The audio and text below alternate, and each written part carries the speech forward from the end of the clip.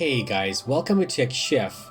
My name's TJ and today we will be reviewing a tempered glass for the Samsung S10 Plus.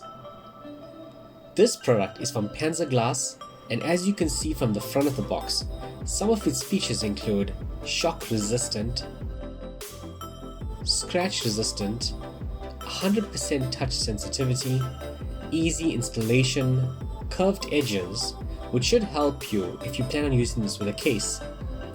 And it claims it works with the in-display fingerprint sensor. More on that later. On the back of the box, you have its listed features. You can pause and read it. Let's get this opened.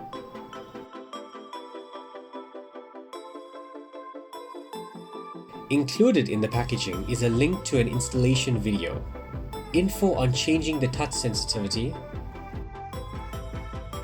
a microfiber cloth, dust absorber, wet wipes, an installation manual, and there's more instructions inside the packaging. Before we begin the install, we need to remove the pre-applied screen protector. Next, I will use the dust absorber. Finally, here is the glass itself. Installation is simple. Peel back side one halfway. Then align the glass to the top of the screen. Gently lower the glass and peel back the film completely. Removing side 2 and finally press down firmly on all sides to form a seal. Note, due to the phone having curved edges, if you want to use a full screen protector, it'll have to be the type that I'm installing. These screen protectors only have glue along the edges. I am personally not a fan of these as they tend to pop off and touch sensitivity is greatly affected. As mentioned earlier, you will need to adjust the touch sensitivity for the fingerprint sensor to work.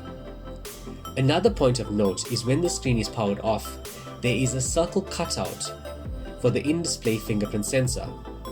It looks like they had to thin the glass in that section for the sensor to work. I tested adding my fingerprint to the phone. The amount of pressure I had to use for my fingerprint to get registered is not good. I can see this being an issue for people with bad fingerprints. As you can see, the fingerprint works, and touch sensitivity seems fine now that I changed it as per the instructions earlier. All in all, I cannot recommend this product. It's frustrating enough for me, and I consider myself a patient person. The weird circle cutout, while I can understand its intention, looks off on this expensive phone.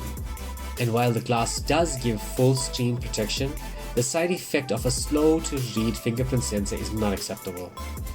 I recommend leaving off the pre-applied screen protector until you find a tempered glass that will work with your phone, as this is not the one. Guys, thanks for watching and I hope you enjoyed the video.